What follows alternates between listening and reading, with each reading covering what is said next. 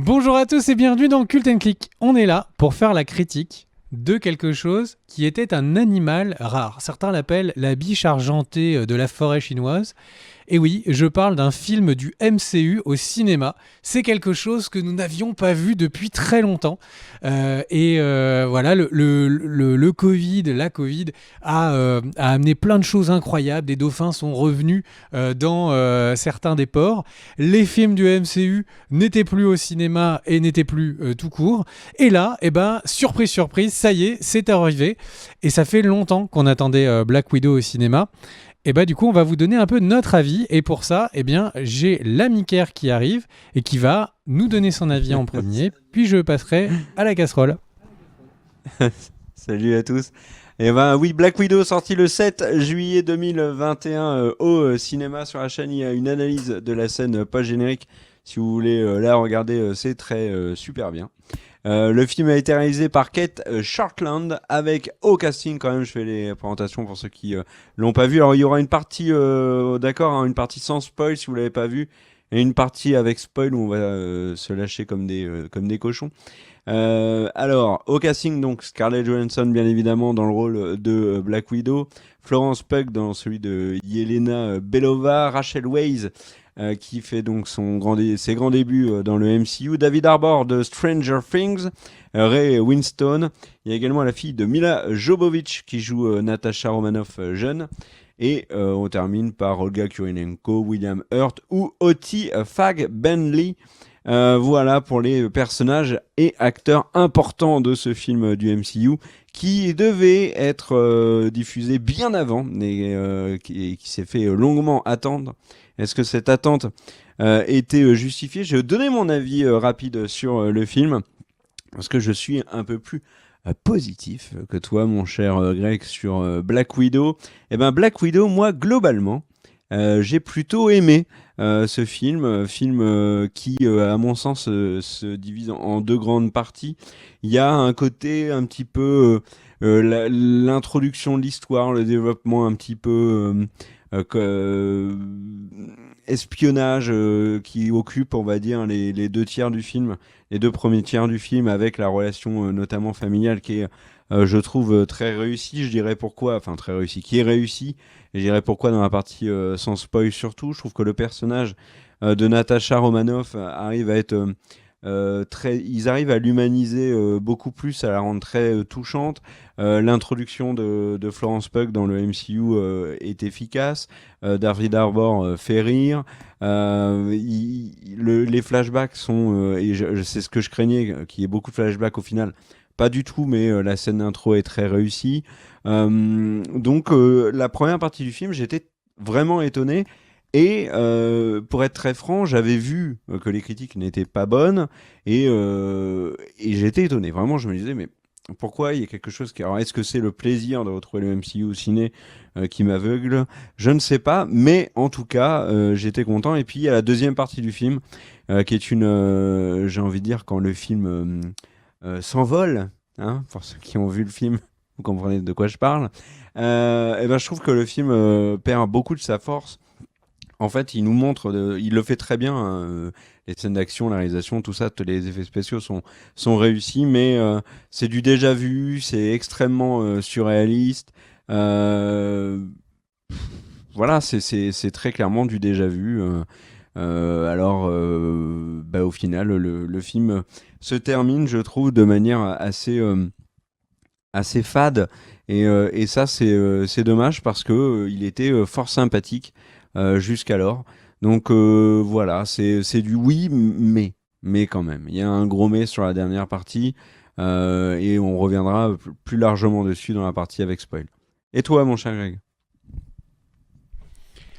Moi je suis plutôt négatif. Je trouve que c'est un film plutôt moyen-moins, voire moyen-moins-moins. Il y a plusieurs raisons à ça. Le premier, c'est que le film, il y a quand même une succession de plans clichés de ma boule. Il y a des plans avec Natasha Romanoff qui court comme ça avec 2 flingues à la Tomb Raider pendant qu'il y a des flammes qui lui courent derrière. Et en fait, ces plans, la problématique, c'est que le film part avec des espèces d'obligations qui sont plutôt problématiques. En fait, quand elle fait ça, etc., avec des flammes derrière, eh bien, du coup, il y a un autre personnage, le personnage de Yelena, qui doit avoir le même plan avec elle court et il y a des flammes derrière. Et on a l'impression d'avoir un film d'action des années 90. J'ai trouvé que les scènes d'action étaient très en dents de scie. Il y en a certaines qui sont très claires, d'autres qui sont vraiment pas claires. Dans vraiment juste la compréhension de ce qui se passe en termes de combat. Quand ils sont 2, il n'y a aucun problème. Quand ils sont beaucoup, je trouve que c'est vraiment pas clair. En fait, il y a une succession de facilités scénaristiques qui sont incroyables. C'est-à-dire que, alors, l'argument de dire c'est des films de super-héros, donc du coup ça doit pas être le scénario le plus travaillé, etc. Bah en fait, moi j'y crois pas depuis le début. Je pense qu'un film de super-héros, il y en a eu des excellents et il y en a des moins bons. Et comme tous les films, il y a des films qui ont trop de facilité pour pouvoir essayer de faire avancer l'histoire. Et je vais pas tous les détailler parce que c'est plutôt ce serait beaucoup du spoil. Mais en fait, à chaque fois qu'il faut que quelqu'un trouve un objet par hasard, il est à côté de lui. À chaque fois qu'il y a un personnage qui doit avoir une information, il se trouve que la seule personne qui connaît, elle a cette information. Il y a vraiment tout ce côté film américain très cliché, très passé, très vieillot, que le film a, et qui est vraiment dommage. Et du coup, c'est pas le film hommage à la dernière Avengers qui n'avait pas eu son film et qui aurait pu avoir lieu. C'est Scarlett Johansson, c'est une très grande actrice. J'ai pas l'impression qu'elle a la place pour s'exprimer. Enfin, il n'y a pas une scène où elle est aussi touchante que juste sa voix n'était touchante dans Her. En gros, on n'a pas vu la qualité de l'actrice. Il y a vraiment des moments où on est tellement dans un truc graphique. Alors comme c'est Scarlet Witch, qu'ils doivent être rouges, qu'il y a la Red Room et tout. Là, on le voit, il y a des moments, en fait, ils mettent du rouge partout. En fait, c'est vraiment un film où il y a eu un cahier des charges. Il faut faire ci, il faut qu'ils aillent là, il faut que ça termine comme ci. Et en fait, le film réussit à bien remplir le cahier des charges, mais n'en fait pas un bon film. Voilà. Donc j'ai envie de dire que c'est un film qui est Captain Marvel, c'est un film que j'ai vu au cinéma, je l'ai revu une seule fois après quand je me suis fait un marathon à revoir tous les Marvel. Je pense que ce film ce sera pareil. Je le verrai que quand je me referai dans quelques années un marathon de tous les Marvel. Il a pas de moment particulièrement réussi comme avait Civil War. Il n'a pas d'épique. Tous les derniers films Marvel étaient quand même une réunion de super-héros. Il y avait Fury. Bref, il y avait vraiment plein de super-héros qui se mélangeaient dans les films. Là, on a l'impression qu'elle a le droit d'être toute seule. Vraiment, je trouve que c'est un peu dommage. Vraiment, un film qui est un peu au-dessous du rabais, un film qui, moi, me fait penser au premier Captain America, dans le sens où c'est un film qui nous amener d'un point A à un point B, qui est esthétiquement pas très joli. Et après, tout le monde espère qu'il tienne parce que le personnage principal est sympathique. Voilà. Et là, en l'occurrence, il y a 2 personnages principaux qui sont très sympathiques. Mais est-ce que ça en fait un bon film ? Non. Et si vous allez voir le film avec quelqu'un qui n'est pas trop ciné Marvel, on va dire que vous n'allez pas le ou la convertir à Marvel parce que c'est pas un bon, quoi. C'est pas un des bons. Ouais. Il n'y a pas l'humour des Ant-Man, il n'y a pas... Enfin bref, c'est vraiment un film qui est en ça décevant. Et en plus, ça sort au moment où il y a Loki qui est d'un point de vue écriture excellent, d'un point de vue travail sur les personnages qui est excellent.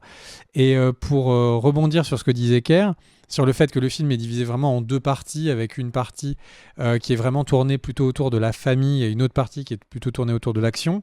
La partie sur la famille est pas mal, mais on a mais pas mais n'est pas bon. On n'a pas l'impression d'avoir un moment, une tranche de vie agréable à la Juno. On a l'impression de, on prend juste, on prend juste des bouts de ce que serait un film familial qui est une famille qui a envie de se recomposer et en même temps sans aller jusqu'au bout ou en y allant trop vite.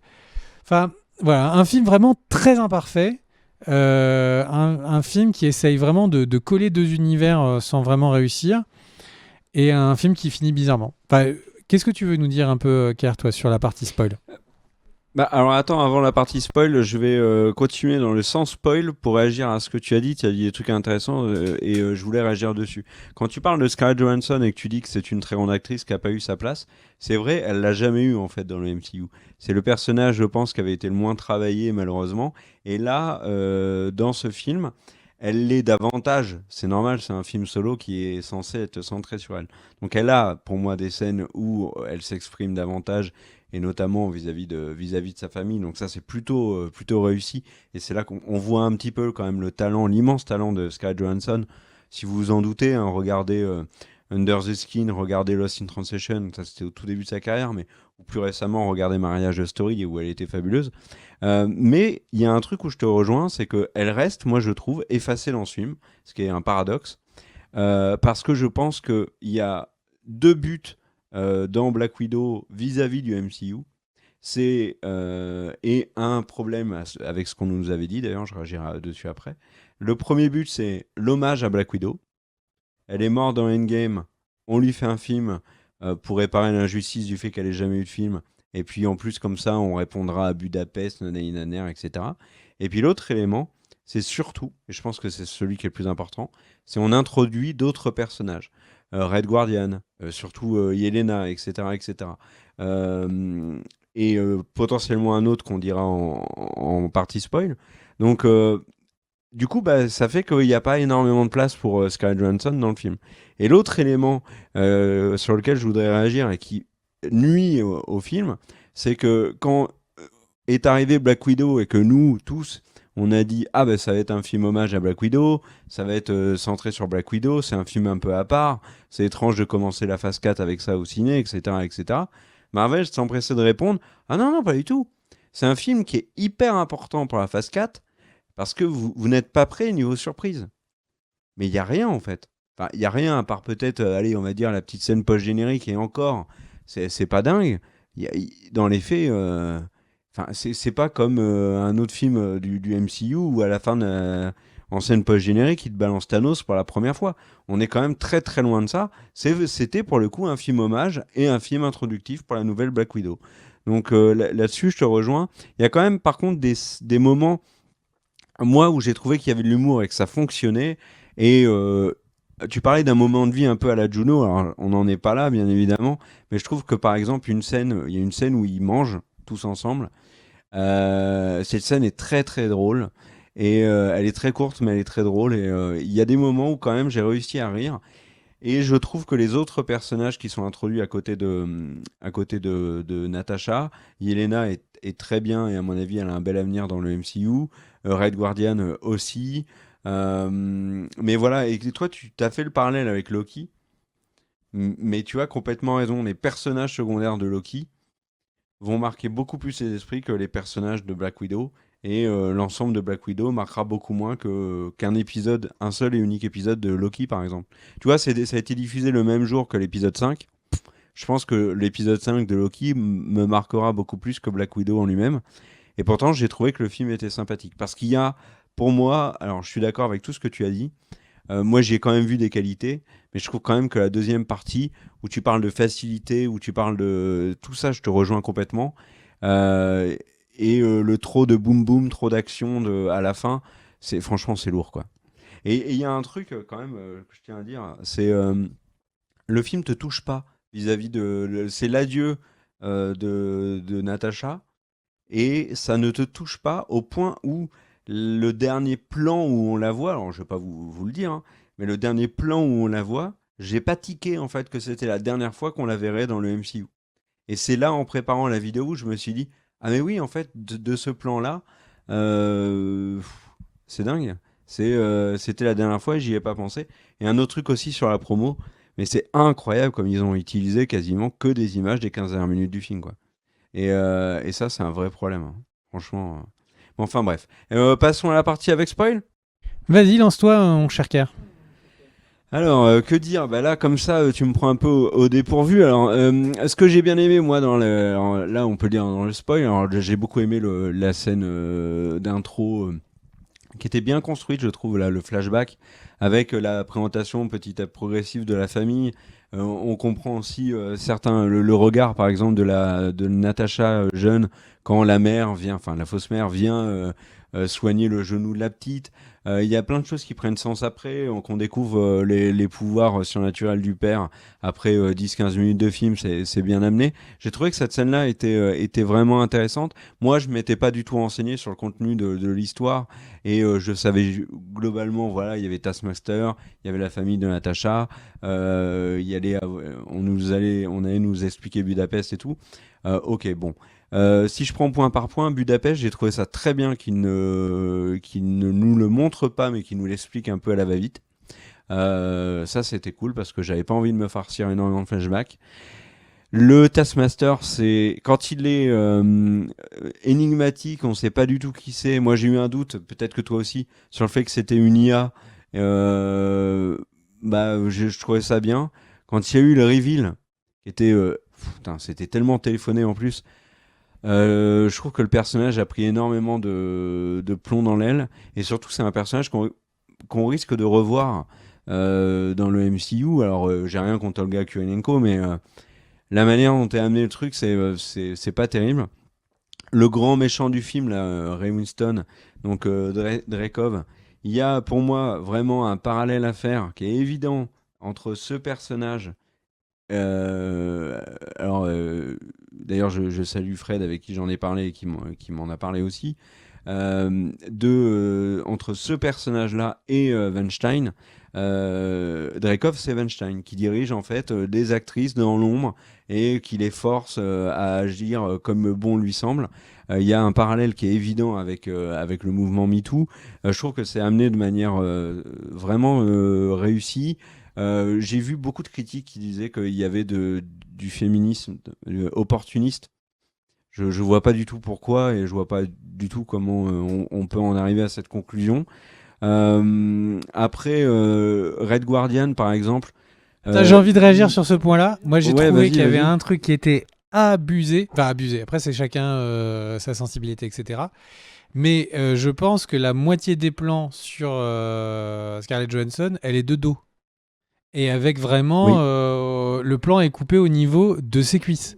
De- Enfin, il y a des plans où c'est juste un plan cul. Elle est, on la voit, on voit ses fesses à droite, et après il y a le personnage qui est son intérêt à gauche. Et Ils font accessoirement, pareil avec Yelena. c'est alors, et accessoirement, c'est un peu moins le cas avec Yelena, qui n'a pas les vêtements moulants de sa sœur. Et du coup, je me suis demandé si c'était genre le passé était plus féminisé ou en tout cas plus sexualisé que du coup ce vers quoi Marvel voulait aller. Mais enfin, sur particulièrement le début du film, tu te dis mais attends, donc ils ont pris donc c'est le personnage principal féminin. C'est aussi un peu fait pour aller chercher du coup un public féminin. C'est un film qui est dans le sillage de un Wonder Woman qui a été un gros succès, qui est un film pour le coup qui vraiment représente bien la femme forte. Et à côté de ça, ils ont pris une réalisatrice pour vraiment que tout soit fait pour que ce soit pas un monde d'hommes qui décide. J'ai trouvé j'ai trouvé ça vraiment mal pensé et particulièrement opportuniste. Bref, petite parenthèse. Ouais. Donc je disais, oui, moi je reviens plutôt, là je vais partir sur David Harbour. Je l'ai trouvé très drôle, mais pas si fort que ça. Et surtout, il y a une overdose de super soldats. Je sais pas ce que t'en penses, mais alors lui, c'est un super soldat, super. Les Black Widow sont les super soldats, super.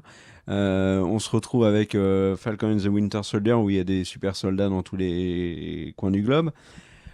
Bon, c'est un peu lourd. Et là où je disais que le film avait déçu sur la fin, c'est la Red Room. Moi, je m'attendais à un truc secret, un truc caché, comme on imagine un peu les services secrets russes, pas une espèce de station futuriste qui est dans le ciel, cachée dans les nuages, et que personne n'a jamais vu. Il n'y a pas un seul avion qui est passé dans ce truc-là, un seul hélicoptère, un deltaplane, il n'y a personne. Enfin, en plus, quand on est dans la Red Room, on voit le sol, donc ça veut bien dire que du sol, on le voit aussi. Enfin, ce truc-là, j'ai trouvé ça tellement nul. Et j'ai trouvé que les Black Widow étaient très fades. Je parle pas de Yelena et Natasha, hein, je parle des autres. On voit pas leur force. Le coup de l'antidote, on l'a déjà vu 200 fois. Enfin, toute la partie Red Room, c'est vraiment décevant, je trouve. Vraiment décevant. Alors toi, dans la partie spoil, tu veux dire quoi? Et Taskmaster, t'en as pensé quoi? Alors, Taskmaster, en fait, effectivement, j'ai cru qu'ils avaient fait un Cyber Ninja, pour ceux qui ont la rêve des Metal Gear. Le truc, c'est que Mais on parlait de facilité de scénaristique, d'accord? Donc, ils nous ont fait des films et des films sur le fait que entre Barton et entre Hawkeye et Natasha, le Budapest, c'était un truc de ouf, d'accord? C'était un truc de ouf. Et le truc, c'est que là, on comprend que c'est effectivement un truc de ouf parce que, elle a dû utiliser une petite fille à qui elle a donné une bombe pour faire exploser la fille et son père. Premier truc. Et deuxième truc, c'est qu'ils ont dû se planquer pendant 2 jours dans une station, dans une bouche d'évacuation, enfin dans un truc d'aération d'une station de métro. Alors, le 1, c'est quand même la bombe la plus pourrie de la planète parce que la petite fille met son sac à dos sur la table. Non seulement le fameux père, donc la cible, n'était pas là, la petite fille, elle est collée à la bombe, elle a le sac à dos et elle a une brûlure au 2e degré sur le visage. Donc, globalement, c'est un pétard magnum. Donc, attention, les enfants, ne frappez pas avec des. Mais donc, le truc fait exploser un étage entier. Mais par contre, par rapport à la peau humaine, ce n'est pas capable de brûler plus que la moitié de sa joue. Donc, ça, Attends, c'est franchement assez fort. Drekov dit qu'elle est morte, sa fille, hein, qu'il l'a ressuscitée avec les puces. Hein. Ouais. Enfin, les puces, ça a bon dos, parce que les puces et la moitié du visage abîmé, enfin, Oui.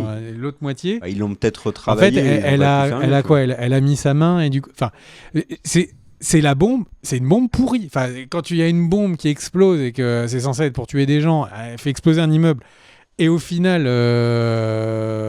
enfin, bref, bon, mais très bien qu'elle soit vivante, donc ça c'est super. Le truc, c'est que Taskmaster va être gentil. Donc une fois que le film est fini, Taskmaster va être gentil, cool.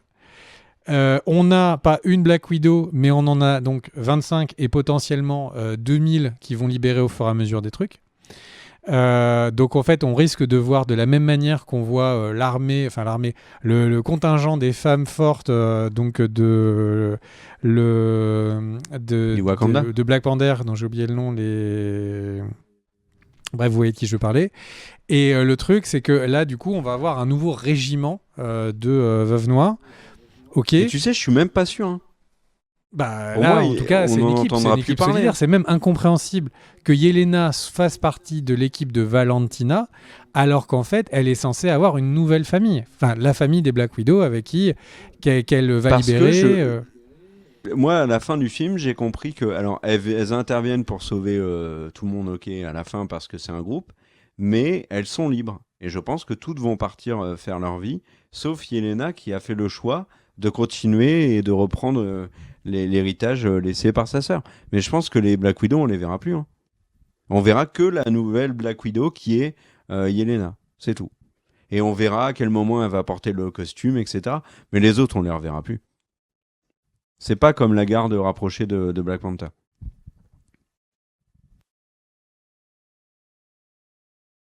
Écoute, on verra. Moi, je l'ai pas compris comme ça. J'ai compris qu'ils étaient vraiment un groupe. Elle a la clé USB, la fameuse clé USB. Et derrière, en plus, elle a une mission qui est d'aller sauver toutes les Black Widow. Enfin, Yelena, pour moi, elle a vraiment un chemin tout tracé, quoi. Et donc, l'histoire de Valentina, c'est potentiellement plus un problème qu'autre chose. Donc, et tu sais que le film ne répond pas à une question qu'on se posait tous, c'était mais pourquoi est-ce que Yelena n'est pas là dans Endgame? Et en fait, bah moi je comprends juste qu'elle était en train de libérer les Black Widow. Elle avait mieux à faire. Enfin, c'est un peu too much, non? Non, peut-être elle a libéré... Enfin, Ah, ou elle a été snap, peut-être. soit elle a été snap, comme ça c'est facile, soit elle était, elle, en train de faire l'inverse de ce qu'a fait sa sœur, c'est-à-dire qu'au lieu de s'occuper des grands trucs internationaux, elle s'occupait de ses sœurs.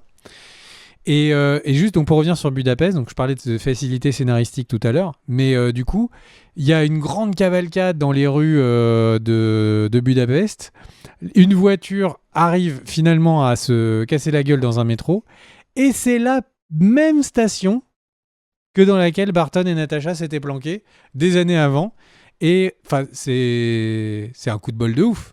C'est un coup de bol de ouf. Alors les gens vont me dire oui, mais en fait elle avait prévu le truc et tout. Donc j'ai envie de dire, ça veut dire qu'elle savait depuis 10 pâtés de maison qu'elle allait vouloir se faire casser la voiture. Mais si vous vous souvenez de l'attaque, elle peut pas prévoir que Taskmaster va renvoyer sa voiture faire des roulés-boulés. Enfin, le film est... En fait, les facilités scénaristiques, ça a tendance à me faire sortir du film. Et là, il y a vraiment des facilités scénaristiques, mais toutes les 5-10 minutes, qui font on voit le truc, on voit, il nous dit, bah ouais, mais parce que là, en fait, on s'en fout qu'elle soit arrivée là par hasard. Ce qui est important, c'est de vous montrer à vous, spectateurs du MCU, où est-ce qu'elle était avec Barton pendant ces 2 jours de cette histoire de Budapest. Mais au final, ce qu'il nous montre, c'est juste qu'ils étaient dans une bouche d'aération à faire des croix en disant les jours sont passés. C'est complet. Enfin, c'est cool qu'on l'ait vu, mais c'est pas du tout incroyable. Ça méritait pas d'avoir un truc qui nous sort de l'histoire comme ça. Et je trouve que c'est vraiment ça trop régulièrement. Voilà. Donc bon, ça c'est pour la première partie pour répondre sur l'histoire du MCU. Je reviens juste sur Taskmaster et ce que je voulais dire sur les Veuves Noires. En fait, là, on a une espèce de travail de fond ces derniers temps que les méchants deviennent gentils. Le Winter Soldier, c'est Bucky, il devient gentil. Le Zemo dans Falcon et Winter Soldier, on comprend qu'en fait il est un peu méchant, mais c'est parce qu'il veut faire des trucs de gentil. Loki, on est en train d'essayer de le rendre gentil. Taskmaster, ça, à la fin, c'est un gentil. Enfin, en fait, le truc, c'est que c'est le good washing, quoi. C'est-à-dire qu'à la fin du MCU, en fait, il n'y aura juste plus de conflits parce qu'ils seront tous devenus des super-héros. Donc ça, c'est juste un petit peu bizarre. Enfin, c'est juste un petit peu bizarre. Normalement, plus un méchant est méchant, plus, en fait, ça fait briller la lumière et du coup le super-héros. Et là, en fait, de tous les délaver, je trouve ça super problématique. Et c'est pour ça que Thanos reste autant dans les esprits. C'est parce que c'était vraiment un méchant qui était... une espèce de force inamovible qui arrivait avec sa vision extrême, etc. Et ça en faisait un méchant. Bref. Et du coup, pour revenir maintenant sur le méchant donc, que tu appelles Weinstein, le truc, c'est que est-ce que ce méchant est incroyablement charismatique? Est-ce que ce méchant met en exergue vraiment Natasha et la fait briller? Et c'est un conflit vraiment du bien et du mal? Est-ce que c'est un conflit de valeurs? Bah non, c'est juste un grand méchant qui est méchant. Et son but, c'est d'être méchant avec les petites filles. Encore une fois, c'est pas intéressant. Enfin, c'est quoi le pitch? C'est quand ils ont dit, ok, donc c'est quoi l'enjeu du mec? En fait, il veut diriger le monde en faisant un lavage de cerveau des petites filles. Enfin là, on est au niveau on est au niveau de la fin de Wonder Woman 1984, quoi. C'est vraiment, c'est ambition zéro, quoi, sur le méchant. Donc et en plus, on se dit, et peut-être qu'ils vont nous le faire revenir dans 5 ans. Enfin bon, vraiment, le film passe à côté de points qui sont très importants. Bah ouais, Loki était mort aussi, tu te souviens. Donc en fait, le truc, c'est que on a un film qui est vraiment à des points qui sont décevants. Mais maintenant qu'on est dans la partie spoil, du coup j'en parle. La scène où ils sont tous à table de famille avec Yelena qui dit c'était vrai pour moi, c'est une scène que je trouve réussie.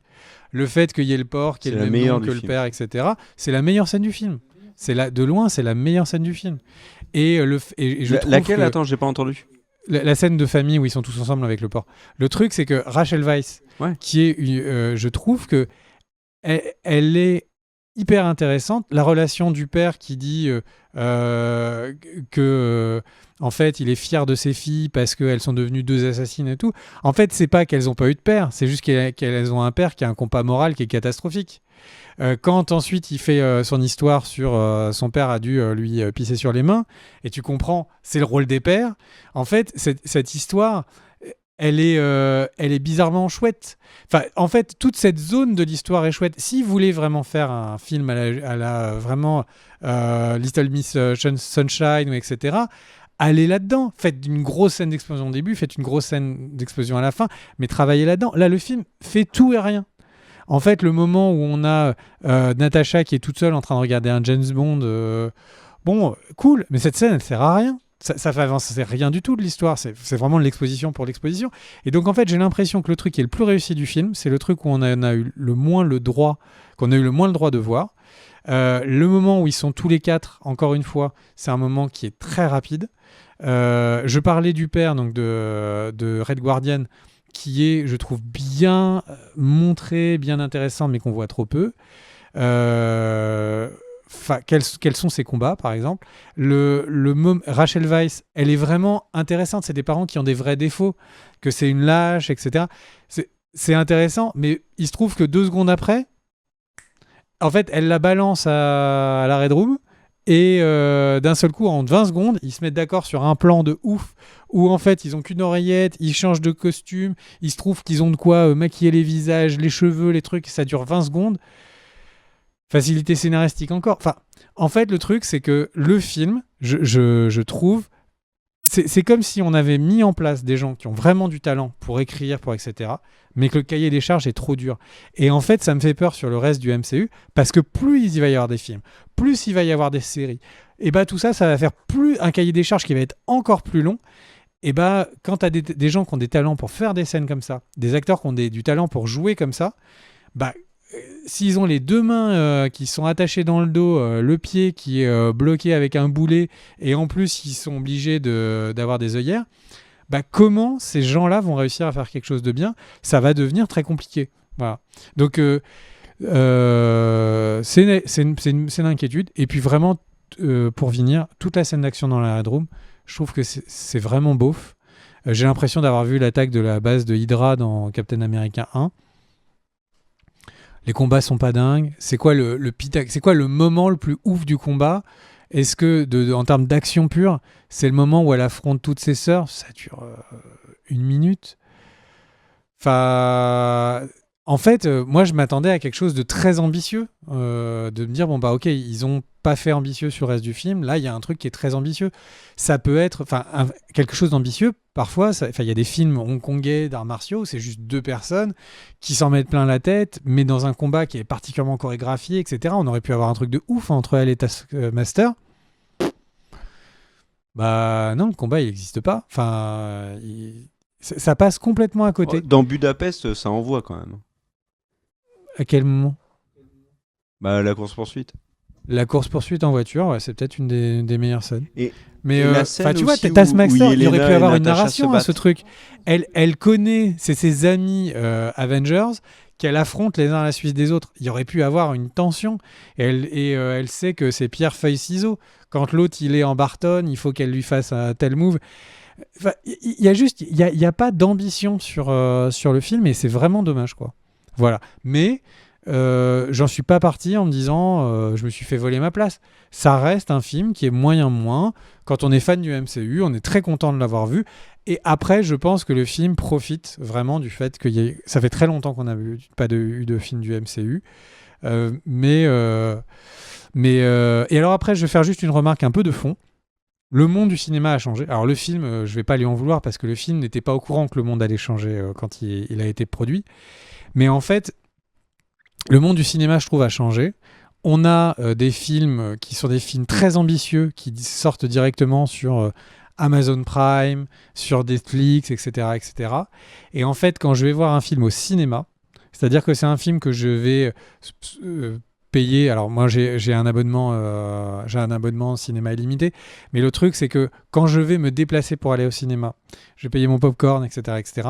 Et j'ai envie de voir quelque chose qui est plus que ce que j'ai chez moi avec un bel écran télé, un beau son système, etc. Et donc, qu'est-ce qui peut faire la différence?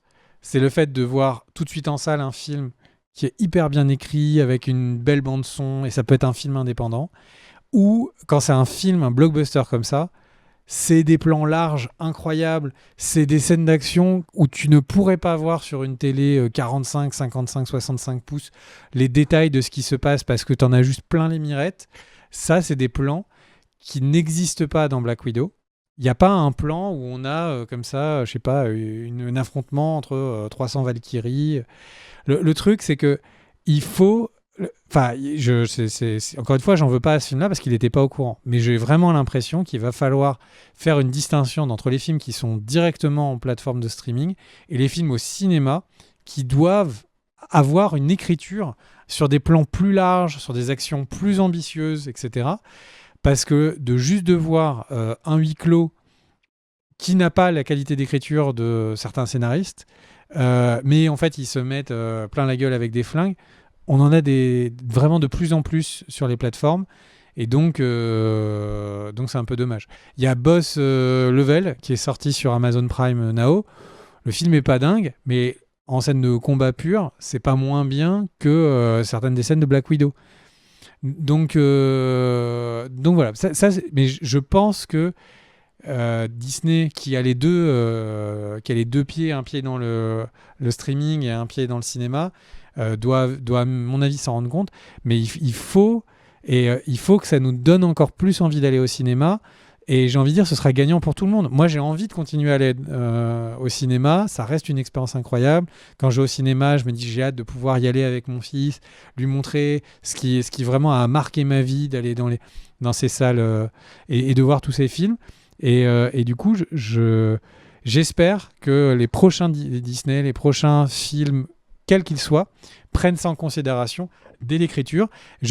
Pour vous donner une idée, déjà, il y avait un travail qui était fait sur les films qui étaient plutôt à destination des plateformes genre YouTube, etc., parce qu'il y a déjà des séries qui sont sur YouTube, où ils font exprès de généralement avoir des plans qui sont plus serrés, c'est-à-dire des plus gros plans, parce que comme les gens vont à plus de 50% regarder sur leur téléphone mobile, et bah, du coup, on ne peut pas mettre un indice du film donc dans un thriller où il est juste en train de regarder son téléphone, et en fait, quand le spectateur lit les petites lignes du téléphone, il a compris l'histoire. Ça, c'est impossible dans un film qui est à destination des plateformes. Donc en fait, il y a un travail déjà, les professionnels savent écrire des films en fonction de là où c'est diffusé. Et je trouve que du coup, c'est très visible sur Black Widow, mais c'est vraiment pas de sa faute parce qu'il n'était pas au courant qu'il y allait avoir une pandémie.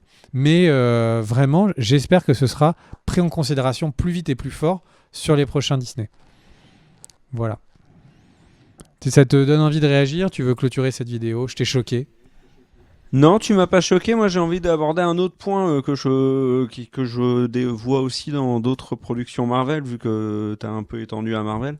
C'est qu'ils ont tendance actuellement à humaniser davantage leurs personnages. C'est une très bonne chose. Et alors, accorder notamment des scènes où ils laissent parler leurs émotions. On l'a vu dans Falcon and the Winter Soldier avec justement Sam. On l'a vu, on le voit beaucoup dans Loki, où Loki est devenu un personnage vraiment sensible, beaucoup plus complexe, notamment avec Sylvie, etc. Et ça, c'est très positif. Et là, ça y est aussi dans Black Widow, avec des scènes où Natasha est touchante, où elle a enfin des moments plus profonds qu'on avait eu jusqu'à présent. Et il y a aussi un petit peu avec Yelena, mais on sent, tu vois, déjà que Yelena en a moins, comme si il fallait pas trop la développer pour l'instant. Elle reprend un peu le même chemin qu'avait eu Natasha dans le MCU à ses débuts, quoi. Voilà les amis, c'était notre vidéo critique de Black Widow. Petit rappel, il y a une vidéo sur l'analyse de la scène post-générique qui sortira quelques heures après la sortie de cette vidéo. Donc si vous la regardez, cette vidéo, quand elle sort pile juste, la vidéo n'est pas encore sur la chaîne. Mais si vous la regardez 2 semaines après sa sortie, elle y est. Donc voilà, n'hésitez pas à la regarder. On vous dit tout sur Valentina et sur Yelena et tout ça. Donc voilà, il y a également des vidéos sur Loki sur la chaîne et plein d'autres trucs. N'hésitez pas à vous abonner, le petit pouce vers le haut, cœur sur les tipeurs. Merci Sylvain à la réal, coucou à Daniel. Et le mot de la fin pour le plus fabuleux des Greg de la chaîne Cult & Click. À toi Greg. Eh bien, Yelena à toi. Natacha à toi, Valentina à toi. Ça fait beaucoup de noms en A quand même dans ce film. Voilà. Oui. Et je me suis demandé tout le film, est-ce qu'on allait voir Ivan, qui est donc le fameux père de Helena et de Natacha. Et du coup, j'ai trouvé très cool qu'en fait, on se rende compte que tout le film, elle se demande qui sont ses parents et que, avant de mourir, elle a eu justement le nom de ses parents. Et c'est pas anonyme. Voilà, j'avais trouvé ça sympa comme pirouette de fin. Des bisous à tous. Ciao, ciao.